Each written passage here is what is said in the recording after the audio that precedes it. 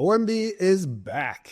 And this time, it looks like it's black eyes. As always, ZK has sought the perfect timing to inscribe this set. They were inscribed on Trump's inauguration day. Let's just get into it. I'll go over what OMB is about, then I'll talk about the supply numbers and share my favorite pieces from the collection, and I'll talk a bit about the overarching theme as well. You ready? Let's get it. So what is OMB actually? OMB isn't just a movement. OMB isn't just a cult. But what OMB primarily is an art collection. After the Green Eyes set minted, I remember I held my very first Ordinal space, and Leonidas came on, which was a surprise and quite awesome. He was saying how ZK never shows up to do any spaces. And as soon as he said that, ZK popped on the space and hopped on stage and started talking. I remember the first question I asked him was about the price, and he said he didn't want to talk numbers, he just wanted to talk about art on Bitcoin, which I think helped establish the narrative that art lives on Bitcoin. We should think more of ourselves as collectors rather than traders. In fact, OMB has this saying, collectors collect, traders get fucked. So yeah, I do believe ZK and OMB as a whole had a role in establishing Bitcoin for art as a narrative. So what do we have with OMB? We have 4 previous sets. We got the red eyes, the blue eyes, the green eyes, and the orange eyes. Some folks will call it dilution, but Tony's a legit artist, and you can tell just by looking at the pieces. If you saw Picasso making more art, and yes, I'm comparing Tony to Picasso or other artists out there. You can pick any artist who you think is legit. But basically, if you saw Picasso or your favorite artist making more art IRL, would you be like, oh man, I wish he'd stop making more art because he's diluting his works? No, you wouldn't, because that makes no sense. But I get it. We're in a new financial art paradigm. 3,758 pieces. That's the supply. So far, we've had 3,141 orange eyes, 1,900 green eyes, 102 red eyes, and 100 blue eyes. I'm no math scientist, but that would bring the collection numbers up to 7,101. Which seems like a lot. After all, long gone are the days where collections pump out 10K supply mints. But,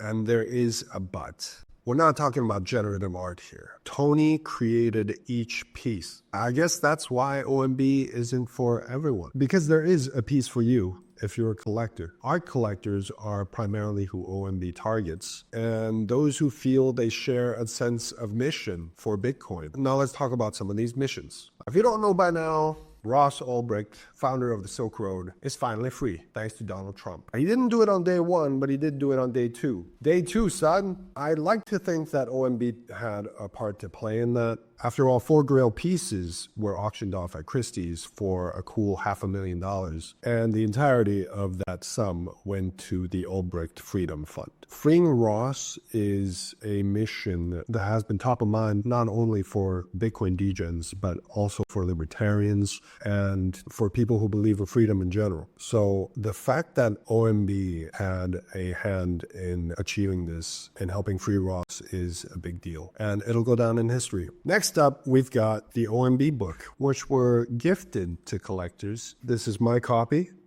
It's a fantastic book. I absolutely love this book. It's an amazing book. It's one of my favorite books that I have. I wish more collections did this, showcasing the art in book form and sending it out free for collectors and holders. And that, I think, helps reinforce the art narrative, which is incredibly important. We all know what a narrative means in crypto, and reinforcing this narrative only helps us view art on Bitcoin as a stronger value proposition. OMB is the first collection that actually started content bounties. What this meant was that every month or so, there would be content missions for content creators to accept and write about or create videos to spread the word about Bitcoin and education. For example, there would be bounties about cold storage or how to secure your assets or certain technical aspects of Bitcoin to help people understand and wrap their heads around it, like maybe parent-child inscriptions, and different holders could even propose topics. There were also bounties for translating the Ordinal Handbook, for example. As you can tell, this wasn't just about furthering the OMB name and mission, but more about how to promote Bitcoin in general, which is awesome. What I also learned from OMB is the importance of custodying your assets into cold storage. I own so many ledgers. I've been gifting ledgers left and right, except sometimes I get lazy, and that's kind of how I got drained. The assets you don't custody in cold storage are the assets that you're putting up to risk losing. OMB really saved my ass there. If it weren't for OMB, I would have lost a lot more assets than I currently hold. Another mission that I found super awesome was ZK's mission to decentralize Bitcoin further. He wrote an article, which I'll link below. You should definitely read it. It's about the issues we have or the current challenges we face on Bitcoin with centralization. So there are these massive miners, and we only have quite a few of them compared to before, where everyone was able to mine Bitcoin on individual PCs. Now we have to basically amalgamate all these miners together so that they can pool their resources. In the end, you've got mining pools where these guys basically win the lottery, but then they have to share all the winnings with everyone else, right? The mining fees. So what ZK proposed was that we help decentralize Bitcoin further, thereby securing the network further, using these lottery miners. The solo miners you can plug into a PC and set up, and your chances of winning the mining fee are considerably lower, but it happens every block, right? So every 10 minutes. But you shouldn't actually cross your fingers and pray to win. I mean, if you win, that's awesome, but you should mainly do it to help decentralize the network. Here's mine. It's still in the casing, Ordinal Maxi Biz. You can see it, but also on the back, you'll see BitAxe and Free Ross on the side, and OMB cannot be stopped. The build quality is quite impressive. I love mine. Which reminds me, if it weren't for OMB, I would never have gotten a Bitcoin node and set it up, and it's running to this day. So what are my thoughts about the latest set? I actually took a few hours to review the pieces. It makes me think that Tony has gone all out on this one. There's a lot more freedom in the pieces in terms of what he's choosing to express. It's almost like there is no control in some of the pieces. He just goes at them, which is super awesome. There's only what he wishes to express, and it's liberated. Also, in terms of the overarching collection, when I look at what unites all the sets together, it's a sense that OMB is everywhere. And what is OMB? OMB comprises believers in the Bitcoin mission. So when you look at all these cultural pieces as well, it's like, hey, OMB is there, OMB fixes this. It makes me feel like OMB is wherever you find it. In a way, its omnipresence is displayed throughout the seeming randomness of the pieces and the collection as a whole. I do love all the references, and I'm definitely looking forward to this mint. I think that about covers the collection. If you disagree with something or if I missed something, feel free to share. Happy to have a discussion about this as long as it makes sense. And if you agree that my PFP is a shadow, do let me know in the comments below. It's not a beard, definitely not a beard. I'll argue that to the day I die. All right, here we are. We've got quite a few slides to get through. I recognized a lot of these pieces as cultural references, so I've included those. We can go over those before I get into my favorite ones. The first one here is obviously from one of the greatest movies ever made by one of the greatest directors ever, and that's Stanley Kubrick. This one's Full Metal Jacket. My favorite part is actually the first half of the movie with Lee Hermey. Great reference. Then we've got Clockwork Orange, also directed by Stanley Kubrick. The book is amazing. It's a classic. Anthony Burgess, he writes it all in that invented language. I can't remember what it's called. I'm not going to look it up and pretend that I can remember. The movie is just as amazing, and if you haven't seen it, get on it. This is, of course, a shot from The Godfather. It's Vito Corleone. I think this is the opening scene. I only rewatched it recently, too. I've seen it so many times. It's not my favorite gangster movie. I'd say Goodfellas is my favorite, but yeah, this one's definitely up there. It's Francis Ford Coppola. He also did this amazing movie called Koyaanisqatsi. This is Leo. It's Luc Besson and Jean Reno with Natalie Portman. I think it's her film debut. If you haven't seen this movie, you should. I watched it in an outdoor movie theater in Sardinia back when I was a kid. This is E.T., obviously, Steven Spielberg. This is one of the OGs. Steven Spielberg, not my favorite director because he started doing a lot of war propaganda in his later years, which I wasn't particularly fond of. So my favorite stuff that he's worked on is sci-fi, like E.T. obviously. Of course, the one war movie I do like that he did was Schindler's List.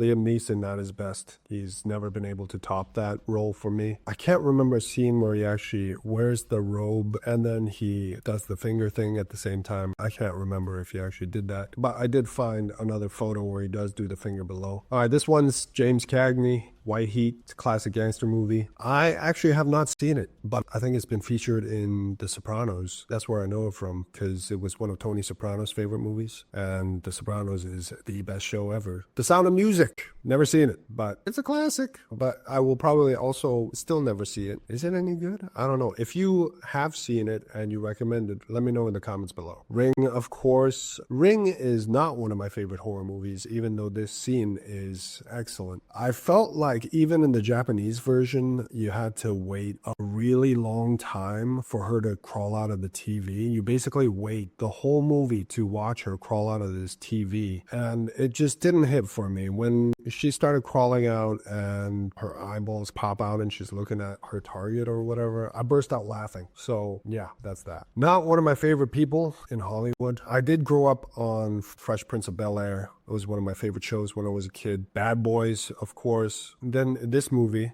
Men in Black, excellent movie. Unfortunately, he ruined it with that slap. You don't slap Chris Rock, dude. But I do feel like he's got his own set of problems, so I'm not gonna judge. I'm gonna try to put those feelings aside because I feel like he's in a bad situation. That's not how you handle it. But you know what? I hope he finds himself in a better place soon. All right, this is the baby spider from Toy Story. Actually, when I looked this up, I could not believe how terrible the CGI looked. I bought this movie as a kid on VHS and I watched it at home with my friend. I forget how we got the money, but we had to swing through a bunch of hoops to get the funds. It was at the local kiosk in Rome outside the supermarket and they were selling it with a magazine. So we got the money and we bought it, and I remember thinking, oh my God, the CGI is incredible. The CGI is obviously not incredible. It's aged so poorly, but it's still a classic. I would love to watch it again and see how I feel about it. I don't know why he has a cigarette though. That's interesting. All right. So I don't know if I got the right reference here. I might have gotten it totally wrong, but I thought this was a reference to Powder. If you haven't seen Powder, I don't know. Maybe I watched it when I was too young. I thought it was a really weird movie. And then I tried watching it again in my 20s and my opinion of it had not changed. I probably won't watch it again. If this is the reference, it's a sick reference. I remember that ending was just, that's the part that hit. So this is The Lady and the Tramp. I had no idea what this was. I just thought it was super cute. And then my girl saw it and she was like, that's Chicken Little. And I was like, oh shit. So I guess it is. I don't know Chicken Little. I've never watched Chicken Little. Here, of course, we've got Krusty the Clown from The Simpsons. He's reading a newspaper that says Bitcoin up only. I think we've had a few references of Bitcoin in The Simpsons, but I couldn't find this exact one. I don't know if Krusty actually read this paper. I doubt it. I did find one where he reads a paper and it says dog kills cat self, and I thought that was hilarious. Here we've got the iconic Simpsons living room where everyone sits at the beginning and there's always something happening. I remember as a kid, this always drew me in and made me think I can't miss a single intro because it's going to be different this time. Back then, all the shows had the exact same intro. Most of them still do, right? This brought me back for sure. I don't know if this is the correct reference. I think it's Krang from Teenage Mutant Ninja Turtles, but it might be something else. He has the same kind of look, so I assumed it was him. I could be wrong. If I got any of these wrong, let me know, guys. Spy vs. Spy. Don't think I got this one wrong. It's Mad Magazine. I used to read it as a kid. Same with Boy's Life when I was in the Scouts. Shout out to Mad Magazine. I don't think they're around anymore. Snake. The best game ever, the top score was 2008, if I recall correctly. Everything here is accurate. It was my favorite game to play in school on my Nokia. It was the best game ever, considering there were only 2 games. And this is a sick reference to Donkey Kong. I wonder where Mario is, though. Mario is not in the image. It's funny that it's the OMB that is crying for help here. This is a reference to GTA. If you look at the top right corner, you will see the 5 stars. That's when you got the... You know what? I'm not going to explain what wanted levels are about. If you're an OMB, you've probably played GTA. I don't know what's going on with the OMB in the photo, though. I feel like either I'm missing a reference or it's some James Bond type of shit, and he's holding a bong or something. All right, this is Kirby. I couldn't find this exact reference, but I did find a photo of him eating a bunch of pizza, so that's the one I wanted to use. I'm not wrong on this. It's the Finder logo. This is the magic 8-ball. You ask it a question, you shake it, and then it tells you something. I don't know if they make them anymore. Pretty sure they do, but it's a classic. This one I like because I feel like Tony's included quite a few references to memes in this set. This is one of my favorite memes. It's the bell curve meme. You're either mid-curve it or you're a retard or you're a genius. So we're on either end. I think that's Jim Cramer up there. Here's another meme. I think I got this one right. I'm really old, so the meme, I can relate to that, as in I was around when it came out, not that I'm getting fucking heart attacks. But yeah, can you feel it? I love this question. The Lincoln assassination. I did look up who painted this. It was some obscure German name or something like that. I couldn't find any info on the artist, so I just left it at that. This is by some Italian artist, influenced by, I think, Michelangelo, because of the facial expressions, the contrast between the beautiful facial expressions and the brutality and the context for what's actually going on is striking. This is John the Baptist's head. As soon as I saw it, I was like, this is William Blake. I also spotted a couple other Blake pieces in the sets. I can't remember what this one's called. Something of the mind or knowledge in the mind. Something like that. It's absolutely gorgeous. The original as well as the piece in the set. All right, so this one is the classic painting Cecina Baum Pipe. This is not a pipe. So you look at it and you're like, oh, it's a painting of a pipe. Cecina Baum B. It's funny. It's clever. Would you say that's a shadow? I don't know. I guess it's not black enough. It's a smoke. This one's called American Gothic. This is the god of embalming. They frequently appear like this. It's pretty sick. This is a pretty nice one as well. As soon as I saw this, I was like, this is the assassination of Caesar. It's one of my favorite scenes. I read Shakespeare's Julius Caesar in high school.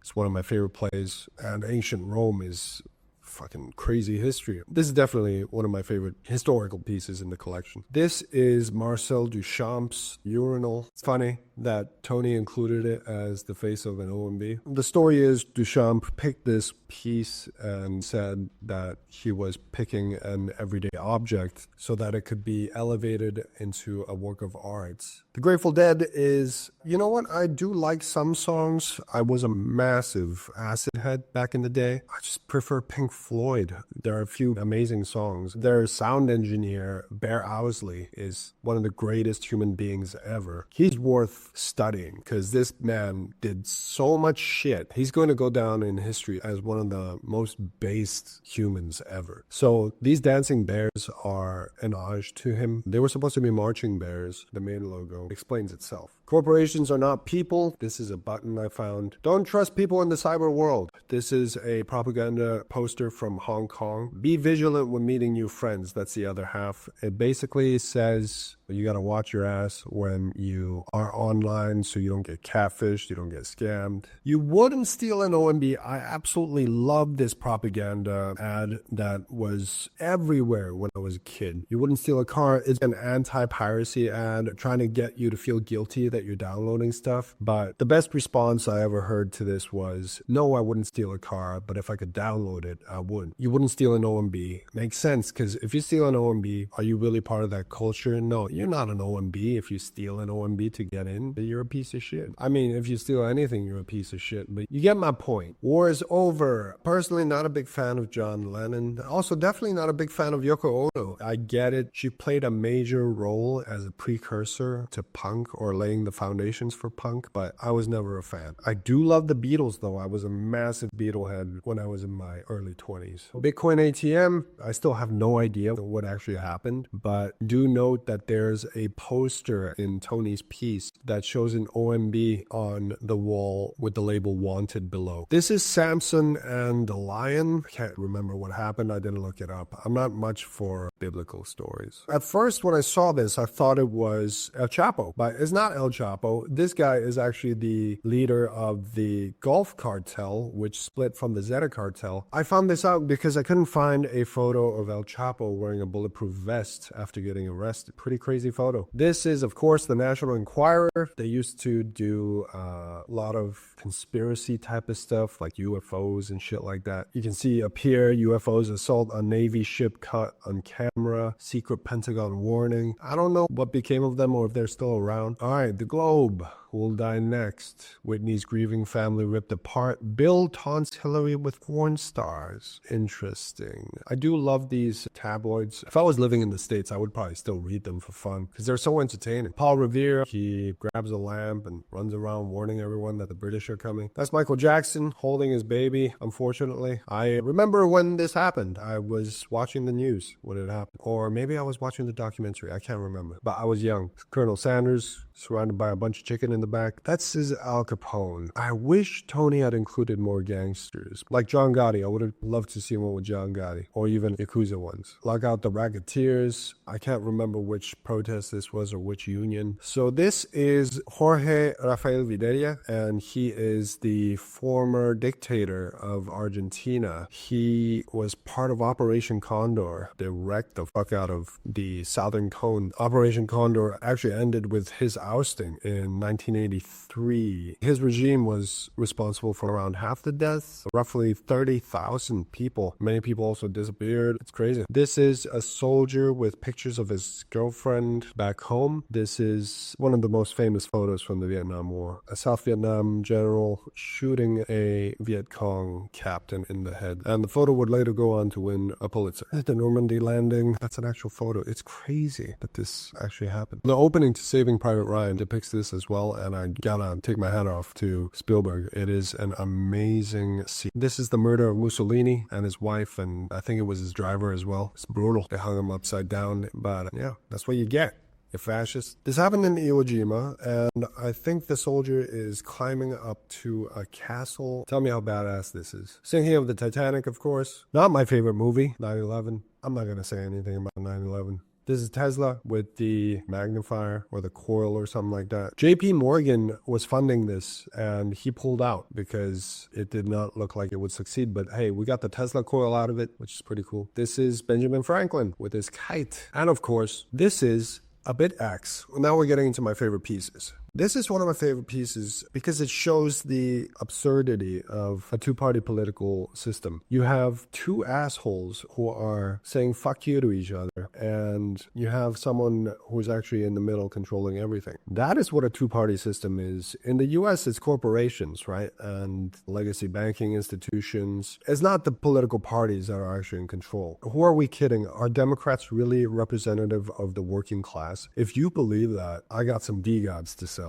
All right, this piece spoke to me because it speaks to the cohesiveness of Bitcoin and the blocks and everything, the incentive mechanism coming together in such a beautiful and flawless way. There's elegance in its simplicity, and it's just like, wow, I can't believe someone actually thought of combining all these elements to make this work. It's fascinating. This is one of my favorite pieces too. It feels so badass. You got all these angels dancing around this guy's head. Obviously, he's a shadow. I think he's the boss shadow. Fight me if you think I'm wrong. So I love the theater. Costumes, putting on a show and stuff like that. What also appeals to me is that if the girl were not pulling the curtains, the OMB would just be white. But the fact that she pulls the curtains and exposes the OMB with the white space is beautiful. And her pose, yeah, it all comes together in such a gorgeous fashion. This, of course, speaks to me personally. I love moments like these when they happen in real life. This one spoke to me on a personal level, so I've included it. I studied propaganda. That's my research background. It reminds me of, hey, hey, let's get the surgeons, let's get the experts to actually fix this guy's eyesight. And then he ends up not being able to see anything. And that's the job of propaganda and the mainstream media, to make sure that you don't see what's going on or that you're intentionally misinformed. It also reminded me of that movie They Live, which is a classic. You should watch it. All right, this is the stoned